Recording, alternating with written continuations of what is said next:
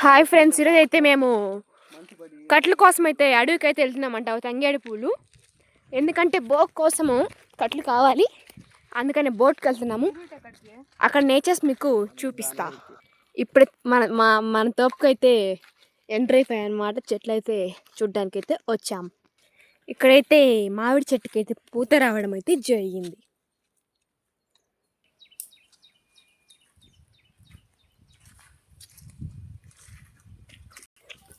So కొన్ని కట్లు అయితే దొరికాయి మాకు.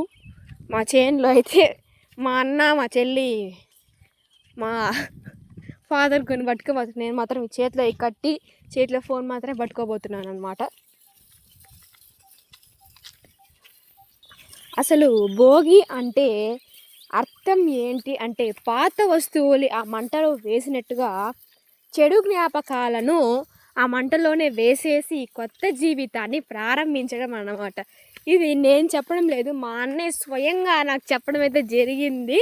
సో తెలుసుకోండి ఫ్రెండ్స్.